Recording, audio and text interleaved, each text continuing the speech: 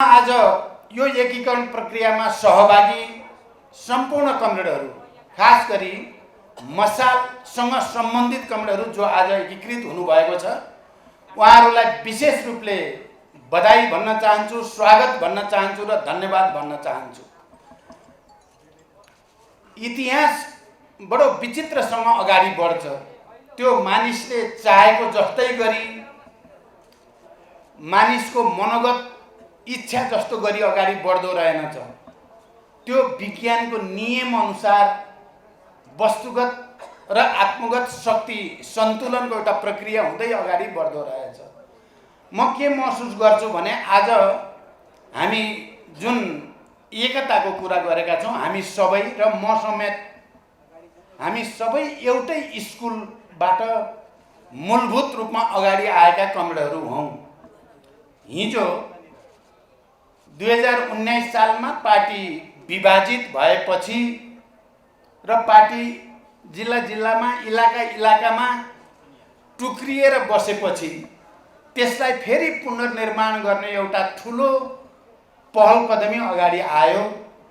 एउटा धाराको नेतृत्व गर्दै कमरेड पुष्पलालले, अर्को धाराको नेतृत्व गर्दै कमरेड मोहन विक्रम सिंह र कमरेड निर्मल लामाहरूले, र अर्को एउटा झापा विद्रोह भन्दै त्यसको नेतृत्व गर्दै माधव नेपालजीहरूबाट पार्टीलाई पुनर्गठन गर्ने केन्द्रीय रूपमा भन्ने त्यो प्रयास भयो र धेरै पार्टी विभाजन र एकताको श्रृङ्खला हुँदै नेपालको कम्युनिस्ट आन्दोलन आजको दिनमा आइपुगेको छ। मलाई आजको यो कार्यक्रममा सहभागी हुँदा र लोकेन्द्रजीले नेतृत्व गरेको समूहसँग हामी हस्ताक्षर गर्दै गर्दा मैले चौथो महाधिवेशन कालको सम्झना ताजा भएर आएको छ। स्कुलको हिसाबले हामी कुन स्कुलबाट आयौँ भनेर भन्दा हामी मूलभूत रूपमा एउटै स्कुलका हामी विद्यार्थीहरू हौँ। हामी एउटै स्कुलको विद्यार्थी भएको नाताले मलाई लाग्छ हाम्रो यो एकता कुनै कार्यनैतिक र कूटनैतिक खालको एकता होइन, यो विचारधारात्मक एकता हो र यो दिगो जानेछ र यसले देशमा एउटा बलियो सन्देश दिनेछ भन्ने म विश्वास व्यक्त गर्न चाहन्छु। मैले यो कुन प्रसङ्गमा भने हामी एउटा ठुलो सपना देखेर नेपालमा कम्युनिस्ट आन्दोलनप्रति जनताको निकै ठुलो भरोसा छ, विश्वास छ।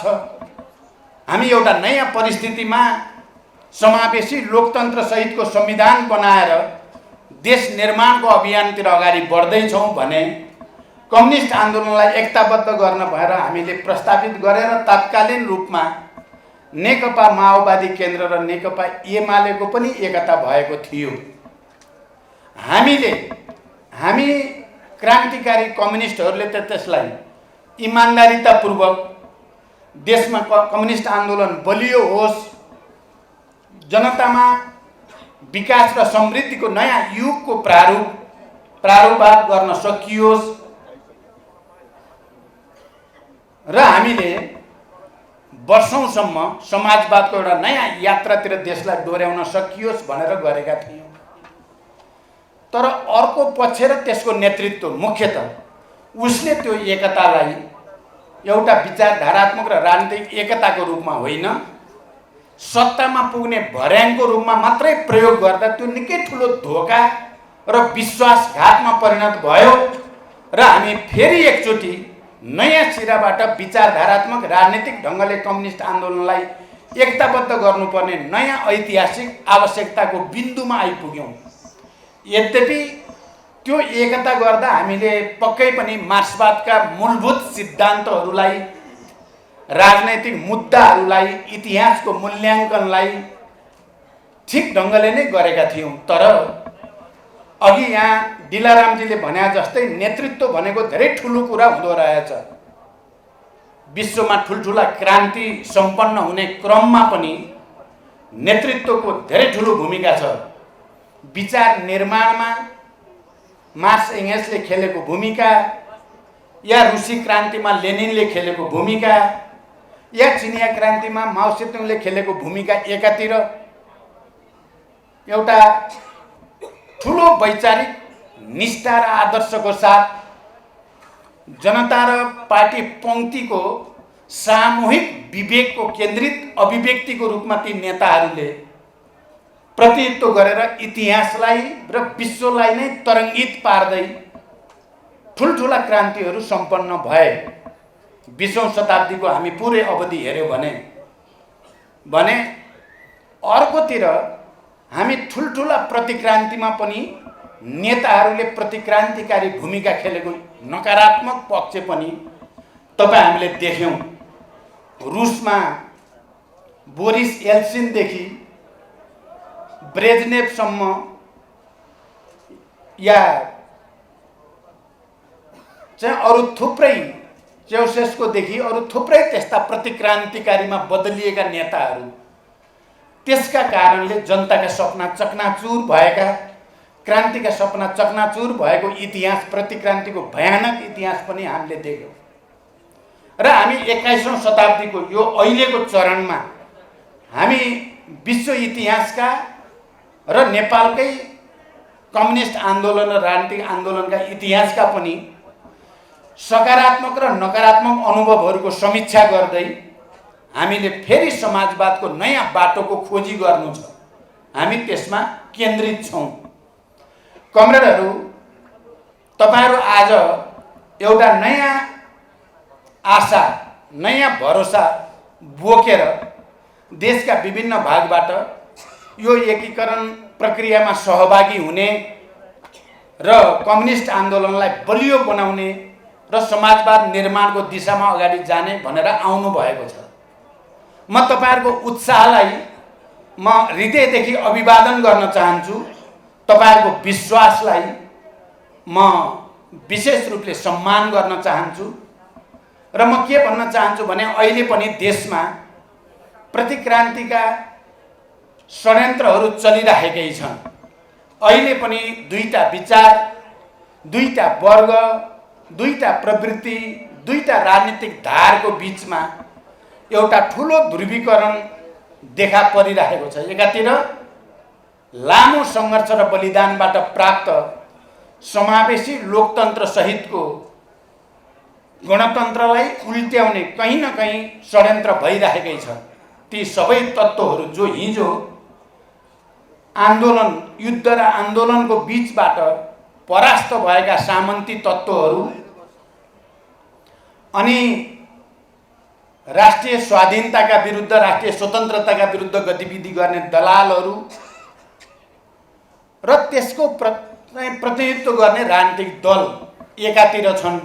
तिनले प्रतिक्रान्ति र प्रतिगमनको प्रतिनिधित्व गरिरहेका छन् भने अर्कोतिर सबै परिवर्तनका पक्षधर, क्रान्तिका पक्षधर, क्रान्तिकारीहरू, देशभक्तहरू, वामपन्थीहरू, त्यस खालका सबै शक्तिहरू र सबै उत्पीडित वर्ग, जाति, क्षेत्र, समुदाय सबै फेरि यो परिवर्तनको रक्षा गर्दै अझ अगाडि जाने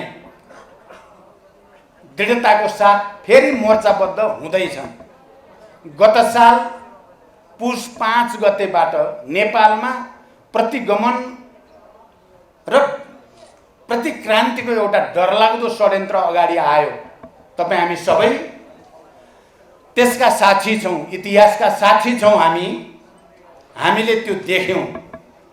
संविधान, लोकतन्त्र र त्यसका मूलभूत मान्यताहरूलाई लत्याउँदै संविधान खारेज गर्ने, यो परिवर्तनलाई उल्ट्याउने मनसाएको साथ बडो निर्ममतापूर्वक प्रतिगामी कदम चालियो। तपाईहरुले सायद नोट गर्नुभएको होला, सुन्नुभएको होला। त्यो प्रतिगामी र विघटनको घटना गर्ने बेलामा भनियो के भने पार्टी भित्र अन्तर संघर्ष चर्किएको हुनाले प्रतिनिधि सभा विघटन गरेको भन्ने जस्ता तर्क, बडो अनौठो तर्कहरू हामीले सुन्यौं। र त्यति बेला पनि ध्रुवीकरणको एउटा स्थिति थियो र देशका सबै ती शक्तिहरू जो संविधानको लोकतान्त्रिक मान्यताको रक्षा गर्न चाहन्थे, जो राष्ट्रिय स्वाधीनताको रक्षा र सुदृढीकरण चाहन्थे, जो गणतन्त्रको रक्षा र सुदृढीकरण चाहन्थे, ती सबै एकातिर र यसलाई उल्ट्याउन चाहने अर्कातिर भएर निकै ठुलो सङ्घर्ष चल्यो। तपाईँ हामी सबैले देख्यौँ। मैले त्यति बेला सार्वजनिक समारोहमा जनताको बिचमा उभिएर भनेको थिएँ, प्रतिगमन र प्रतिक्रान्ति गर्ने सपना षड्यन्त्रकारी प्रतिक्रियावादले देखेका छन्, त्यसलाई पुरा हुन दिइने छैन। जरुरी पर्यो भने हामी फेरि एउटा ठुलो क्रान्तिकारी लडाईँ लड्न तयार छौँ, तर नेपाली जनताले रगत बगाएर ल्याएको परिवर्तन उल्टिन दिने छैनौँ। हामीले बडो प्रष्टसँग त्यो कुरा राख्यौँ। खुसीको कुरा हो, यो देशका सबै देशभक्तहरू, सबै राम्रो ब्रेन दिमाग भएका बुद्धिजीवीहरू हामी ढुक्क हुने स्थिति छैन। प्रतिक्रान्तिकारी, प्रतिगमनकारी र षड्यन्त्रकारीहरू अहिले पनि प्रतिक्रिया र षड्यन्त्रकै प्रक्रियामा छन्। त्यसकारण हामी राष्ट्रका जनताका पक्षधर, क्रान्तिका पक्षधर सबै शक्तिहरू एकजुट भएर त्यसको प्रतिवाद गर्ने कुरामा कहीँ कतै हामीले रिल्याक्स गर्न हुने स्थिति छैन। हामीले पुरै मेहनतको साथ अगाडि जानु छ र त्यसको निम्ति कम्युनिस्टहरूको बिचको एकता सबभन्दा ठुलो कुरा हो। इमानदार कम्युनिस्ट क्रान्तिकारीहरूको बिचको बलियो एकताले नै प्रतिक्रान्ति विरोधी क्रान्तिकारी आन्दोलनको नेतृत्वको भूमिका खेल्न सक्दछ, खेल्नु पर्दछ। र त्यसको नेतृत्व अन्तर्गत सबै देशभक्त, वामपन्थी, प्रगतिशील सबै जनवादी शक्तिहरूलाई हामीले गोलबन्द गर्न सक्नु पर्दछ र मात्रै प्रतिक्रान्तिको आँधी या हुरीलाई रोक्न सकिन्छ र क्रान्तिको एउटा नयाँ लहर सृष्टि गर्न सकिन्छ। मलाई के विश्वास छ भने आज यो हलमा जसरी एउटा बलियो सन्देश दिने नाताले मलाई के लाग्छ भने, हुन त अवसरवादीहरू अहिले गाउँ गाउँमा केही मान्छेको शिला खोज्दै हिँड्ने गरेका छन्। तपाईँहरूले देख्नुभयो होला, पार्टी प्रवेशका नाममा भन्दै गाउँ गाउँतिर शिला खोज्दै। म अहिले धेरै त भन्दिनँ यो मिटिङमा, तर सुनारको 100 चोट लोहारको एकै चोट भने जस्तो आज हामीले लोहारको चोट यो हलबाट, यो एकीकरण प्रक्रियाबाट कम्युनिस्ट आन्दोलनलाई एकताबद्ध गर्ने, कम्युनिस्ट आन्दोलनलाई विघटन र विसर्जन गर्न चाहने अवसरवादी, विदेशी प्रतिक्रियावादीको अगाडि आत्मसमर्पण गर्ने तत्त्वहरूलाई एउटा चुनौती यो हलबाट हामी दिन चाहन्छौँ। तिमीहरूको षड्यन्त्र चल्ने छैन। नेपाली जनता, नेपालका क्रान्तिकारी कम्युनिस्टहरू सचेत छन् र सबै खाले चुनौतीको सामना गर्न तयार छन्। यो सन्देश यहाँबाट आज देशभरि र विश्वभरि प्रवाहित भएको छ।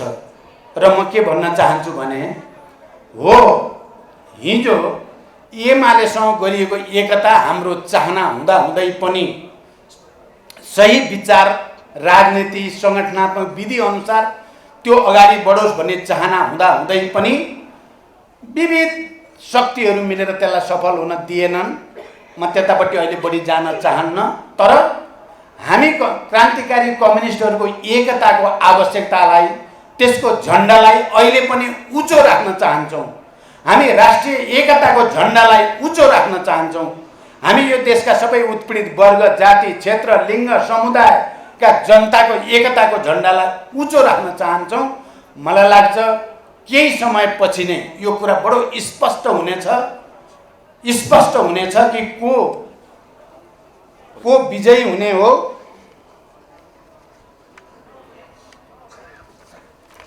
को विजयी हुने हो, को होइन भन्ने कुरा केही समयपछि नै थाहा हुनेछ। मैले पार्लियामेन्टमा या प्रतिनिधि सभामा माओवादी क्रान्तिकारीहरू या कम्युनिस्ट क्रान्तिकारीहरूलाई हल्का रूपले नहेरियोस् भनेको थिएँ। तपाईँहरूले सम्झिनु भएको होला। आगोसँग खेल्ने दुस्साहस नगर्नु उचित हुन्छ भनेको। के भयो आगोसँग खेल्दा? बालुवाटारबाट बालकोट भयो, 6वटै प्रदेशबाट मुख्यमन्त्री चट भयो। अहिले बडो धाक धम्की लगाएर त हिँडेका छन् उनीहरू, त्यो धाक धम्की मात्रै हो। आउने निर्वाचनमा देखिनेछ कसको हालत के भयो र कसको हालत के हुँदैन त्यो नेपाली जनताले देखाउने छन्। त्यसकारण म सबै कमरेडहरूलाई गम्भीरतापूर्वक संगठनलाई सुदृढ गर्न, विस्तार गर्न, जनताको घर दैलोमा जान, हिजो युद्ध र आन्दोलनको बेलामा हामीलाई साथ दिएका हाम्रा तमाम महान शहीदहरूका आदरणीय परिवारसँग, बेपत्ता योद्धाका परिवारहरूसँग, घाइते अपाङ्ग र उनका परिवारहरूसँग, हिजो आन्दोलनमा हामीलाई सहयोग गर्ने आम जनताको घर घरमा पुगेर हामीले संगठन विस्तार गर्ने, गतकालमा हामीबाट केही त्रुटि भएका छन् भने त्यो आत्मसमीक्षा गर्ने, जनतासँग हामीबाट केही भुल भयो हामी सच्याउँछौँ भनेर जनतालाई भरोसा दिलाइयो भने मलाई लाग्छ एकचोटि फेरि नेपाल र नेपाली जनताले हामीलाई भरोसा गर्नेछन्, विश्वास गर्नेछन्, हामी जित्नेछौँ र नेपाललाई समाजवादको नयाँ युगतिर डोर्याउनेछौँ। कमरेडहरू र मित्रहरू, अहिले हामी 5 दलीय गठबन्धन बनाएर प्रतिगमन र प्रतिक्रान्तिका विरुद्धको सङ्घर्षमा विजयी भएका छौँ। आज हामी जो एकीकरण गरेका छौँ, म के पनि आज यो मञ्चबाट भन्न चाहन्छु भने कुनै गठबन्धनका पार्टी र नेतासँग हाम्रो कसैसँग कुनै बैरभाग छैन, बरु त्यो गठबन्धनलाई बलियो बनाएर लानुपर्छ भन्ने हाम्रो विश्वास छ र हाम्रो तर्फबाट त्यसको निम्ति लगातार प्रयास भएको छ, रहिरहनेछ। हाम्रो आजको यो एकीकरण कार्यक्रमले गठबन्धनमा रहेका कुनै पनि पार्टी, नेता या संस्थालाई कुनै नकारात्मक असर पर्ने छैन भनेर म विश्वास व्यक्त गर्न चाहन्छु। म के कुरा पनि जानकारी गराउन चाहन्छु भने धेरै समयपछि किनकि एक जमानामा कमरेड मोहन विक्रम सिंह मेरो पनि आदर्श हुनुहुन्थ्यो। उहाँको स्कुलिङ, कमरेड निर्मल लामाको स्कुलिङबाट हुर्केकै मान्छे हौँ हामी र धेरै वर्षपछि बडो सुखद भन्नुपर्छ यो परिघटना, कमरेड मोहन विक्रम लगायतका नेताहरूसँग मेरो असाध्य सकारात्मक संवाद, छलफल र कता कता पुरानो भावनात्मक सम्बन्ध पनि पुनर्जीवित हुन खोजेको छ र म यो पनि जानकारी गराउन उचितै हुन्छ भन्ने ठान्छु। केही समय पहिले मात्रै मैले कमरेड मोहन विक्रम सिंह लगायत मसालको नेतृत्व गर्ने साथीहरूलाई अब नयाँ स्थिति बन्यो, देशको पनि, कम्युनिस्ट आन्दोलनको पनि, तपाईँ हिजो पनि हाम्रो अभिभावकै हो, अहिले पनि तपाईँले अभिभावककै भूमिका खेलौँ र हामी सबै एकै ठाउँ केन्द्रित हौँ भनेर मैले प्रस्तावित गरेको छु र कमरेड मोहन विक्रमले ल सकारात्मक छलफल गर्ने भनेर सकारात्मक उत्तर दिएको कुरा पनि म यहाँ जानकारी गराउन चाहन्छु। तर फेरि सँगसँगै लोकेन्द्रजीले भनेको कुरामा म पनि एउटा चाहिँ भुक्तभोगी हो भन्ने कुरा, हामी सबै यहाँ नारायण काजी श्रेष्ठदेखि हामी सबै पनि एउटा भुक्तभोगी हौँ भन्ने कुरा पनि हो। किनभने मार्क्सवादलाई हामीले गतिमा, परिवर्तनको प्रवाहमा एउटा विज्ञानको रूपमा आत्मसात गर्ने कि एउटा धर्मशास्त्रको रूपमा, जड वस्तुको रूपमा भन्ने एउटा ठुलो सवाल यहाँ छ। पुरानो पिँढीका हाम्रा कयौँ साथीहरूले मार्क्सवादलाई गति, परिवर्तनको प्रवाहमा बुझ्नुको सट्टा एउटा जड वस्तुको रूपमा बुझ्दा धेरै ठुलो समस्या भएको छ र मैले के भन्ने गरेको छु भने जो जहाँनिर बिउजिन्छ त्यो त्यहीँबाट उठेर हिँड्ने हो। नबिउजेसम्म त मान्छेहरू सुति नै राख्छन्।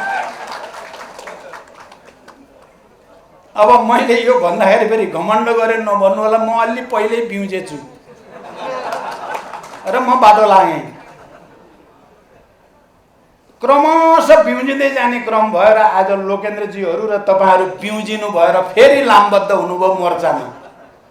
मलाई लाग्छ गर्दै जाँदा अन्तिममा हाम्रो मोहनजी लगायत सबै साथीहरू पनि बिउजिनु हुनेछ र हामी एउटै मोर्चामा, एउटै केन्द्रमा हुनेछौँ भन्ने म विश्वास व्यक्त गर्न चाहन्छु।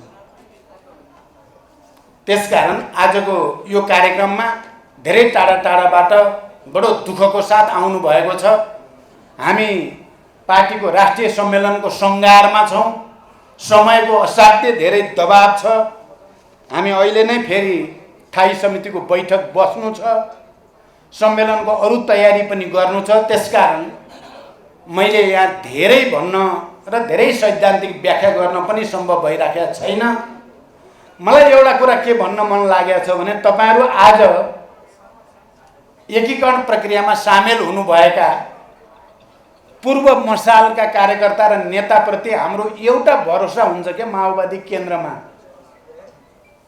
के भरोसा हुन्छ भने तपाईहरु अलि अनुशासित हुनुहुन्छ, अलि मेहनती हुनुहुन्छ, दुःख कष्ट गर्न सक्ने स्कुल हो तपाईहरुको भन्ने हाम्रो भरोसा छ। तपाईहरुसँग एकीकरणको कुरा गर्दै गर्दा अलि माओवादी केन्द्रभित्र कहिलेकाहीँ अलि चाहिँ यो सत्ताको नजिक पुगेपछि अलिअलि बेला बेलामा कमी कमजोरी फोहोर मैला लाग्ने गरेको छ। तपाईहरु आसी त्यो सफाई अभियानमा नै मद्दतै पुग्छ भन्ने मेरो विश्वास छ। र तपाईहरुले एउटा उदाहरण क्रान्तिकारी कस्तो हुनुपर्छ भन्ने कुराको फेरि स्थापित गर्न, यद्यपि हामी माओवादी केन्द्रमा त्यसैमा छलफलमा छौं। यो पार्टीलाई क्रान्तिकारी पार्टीकै रूपमा, मार्क्सवादलाई विज्ञानकै रूपमा विकसित गर्ने, परिमार्जित गर्ने र समाजवादी क्रान्तिको एउटा नयाँ बाटोतिर अग्रसर हुने कुरामा हामी कमिटेड भएर लागेका छौं। तपाईहरुले देख्नुभयो माओवादी केन्द्रको हिजोको, अब एकीकरण हुनुभन्दा पहिलाकोमा हामीले वडा सम्मेलनदेखि सदस्यता नवीकरणदेखि वडा सम्मेलन, पालिका सम्मेलन, प्रदेश सम्मेलन 10 वटा हुँदै अहिले अब हामी राष्ट्रिय सम्मेलनमा जुटेका छौं र झन्डै 8 लाख पार्टी सदस्य संगठित रूपमा आएको अवस्था छ। अब तपाईहरु थपिदा यो अब अर्थमेटिक मात्रै हुँदैन, अङ्कगणित जस्तो हुँदैन, तपाईहरु थपिएको ज्यामिति जस्तो हुन्छ, ज्योमेट्री